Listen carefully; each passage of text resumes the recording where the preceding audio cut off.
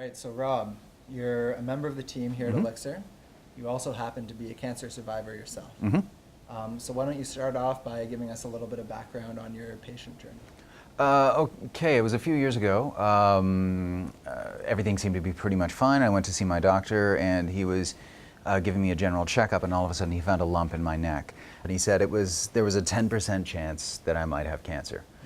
And then I kept seeing other people, and it was kind of funny because the percentage just kept going up. And it was just like, okay, now it's 20, and then the next month I'd see somebody else, and they say, it's about 35. And literally, it just kept right on up until right before surgery, they said, someone told me it was 90%.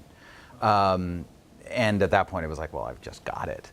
After going to a bunch of different appointments, I found out I had thyroid cancer. And that was a real shock because I was leading a healthy life. And, but after a while, I got treatment. I had surgery, and then I went through hormone treatment after that. And so yeah, now I'm leading a healthy life again. Yeah, and it was quite a trip, I gotta tell you. I mean, that's so the thumbnail sketch, but anybody who's been through cancer or anybody who's a caregiver, there's just so much to every story. Do you know what I mean? Mm-hmm. And from what I understand, acting, performing, writing about your disease and your cancer experience was a big part of it too. Yeah, it really was. I've done comedy for an awfully long time. I've been an improv and a comedy guy for a very long time. And so when I was going through this, through the diagnosis and after surgery particularly, I was really messed up.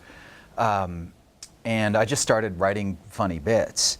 And they became a one-man show. I took them to my friend Michael Cohen, and together we crafted a one-man show out of it. And I was just a angry guy who was writing a comedy about cancer, you know, at that point. And but it really seemed to resonate with folks, and I kind of traveled the show around to different places, and other patients really responded to it, and that gave me a lot of hope. It was like I kind of went, oh, there's something to this.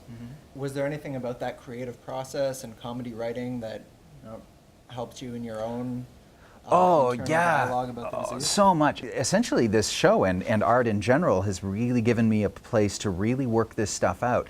Like all the anger, all the sadness, all the humor that comes with it, the confusion, and then kind of rebuilding yourself. I went through a period, and I've talked with other cancer survivors as well, where your psyche gets kind of shaken sometimes. Not with everybody, but it certainly did with me.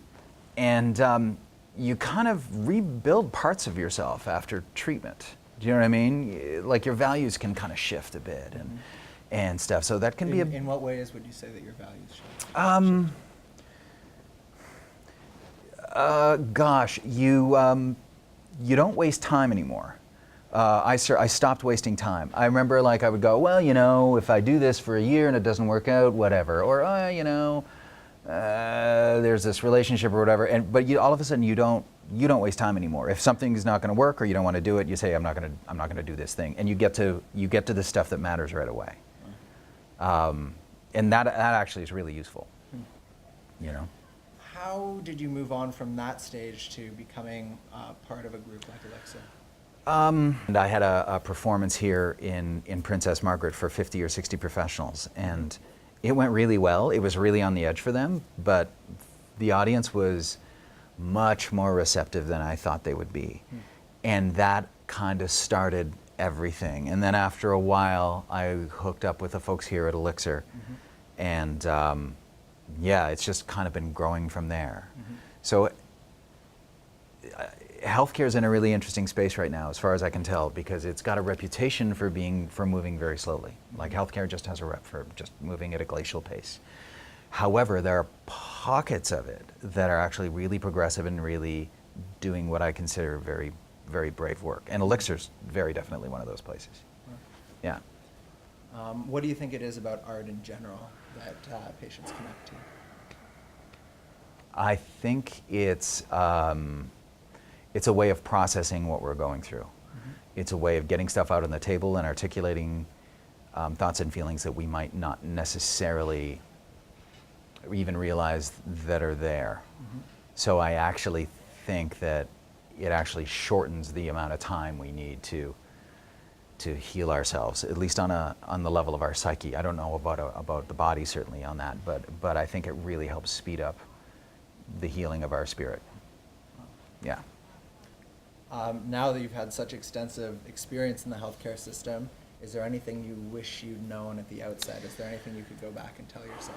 I guess the biggest thing I would tell myself, if I could go back in time to the first diagnosis or the first meeting, if I could go back and tell myself anything, it would be just to forgive yourself along the way, the whole way, and just cut yourself so much slack and so many second chances. That's just what I'd say. And I've said that to family members who, my brother went through it, and I was like, okay, you're gonna screw up. You're gonna do things you're surprised at. You're gonna, all this stuff's gonna happen, and just forgive yourself along the way.